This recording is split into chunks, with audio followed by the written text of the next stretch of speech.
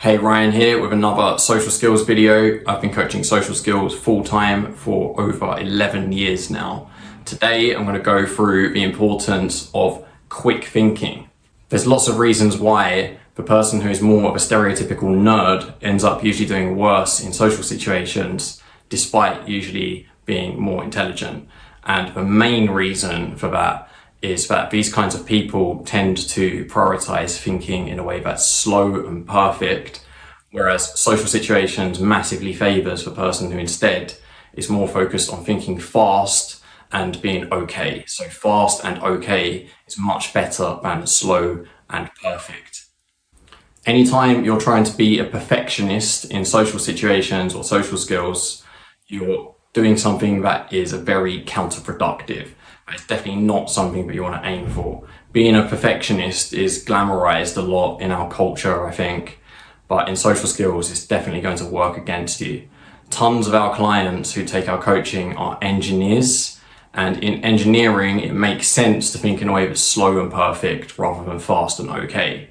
For example, if you were building a bridge and you was just focused on being fast and okay, rather than slow and perfect, bridge is obviously probably going to end up pretty dodgy.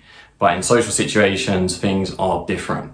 If taking a risk when you're building a bridge, the cost of a risk that goes wrong is potentially massive. Loads of people could die, loads of fish could get injured and get concussion, and loads of vehicles could end up destroyed. Whereas in social situations, a risk that goes badly is very rarely anything more than just it was a bit awkward or someone got a bit offended. It's not usually very much of a big deal. Whereas the payoffs from a risk that goes well tend to be quite big. Like you can make a new friend, go on a date, have the best conversation you've ever had. There's lots of good things that can happen. It's more about aiming for good stuff and trying to avoid bad stuff as well.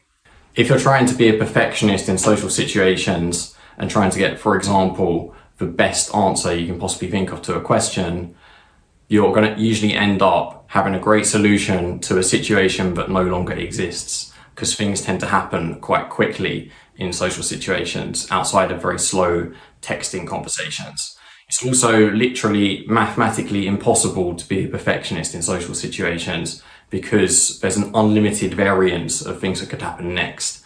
Next, I could say what I'm thinking of saying next. I could say it in a different tone or different words, or I could run around the room 37 times and do 28 push-ups before continuing. So there's no way you can possibly calculate all of that stuff, even if you're some kind of advanced cyborg or something. Also, there's tons of different things constantly going on in social situations. There's tons of different topics that might come next, lots of things around you usually that you can talk about. People are doing all kinds of body language signals. So if you're focused on just one thing and being perfect with it, you're likely going to be missing a load of other stuff. Thinking fast and okay rather than slow and perfect tends to be better and end up being more perfect anyway, because you can do things like think ahead a bit or assess more things that are going on or react faster to situations. For example, there might be a window of 1 or 2 seconds where you can make a joke before the moment's passed. So you want to be prioritizing speed way more than quality for social skills. But speed usually equals quality anyway. I would say this is the second most important thing of all in social skills. First being managing your own emotions, and by a very long way. Then second, being fast and okay and focusing on fast thinking rather than slow and perfect. Third most important thing I would say is being someone who takes risks rather than the safe option is also massively favorable in social situations. They're kind of linked, those two things, fast and okay and taking risks. If you look at some of my other videos, you'll find that there's exercises that you can practice to sharpen your mind for social skills. Some of you may have heard of neuroplasticity before, and if you haven't, you can look it up or listen to my short explanation. So neuroplasticity is that your neurons change to optimize you for certain tasks that you keep practicing. I highly doubt anyone watching this video, when they walk, think, okay, now it's time for the left foot. Okay, now it's time for the right foot again. Okay, let's make sure not to lose balance. You just go and do it. Same with catching a ball. If you throw a ball to a 2-year-old, usually they're not very good at catching it. But anyone who's played a decent amount of sports in their life if they get thrown a ball, they can usually catch it without really thinking about how they're doing it. So when you're practicing these exercises, you want to primarily aim to be fast. And if you're able to do it fast, then look to up the quality afterwards. And I'll give you an example of one of the exercises. So one really good exercise I call relevant topics or related topics. I've got another video on this on my YouTube channel. Basically what you do is you have a first topic. So for example, maybe we'll pick trains, and then you think of 6, I think 6 is a good number, topics that are relevant to it. And you want to aim to be fast.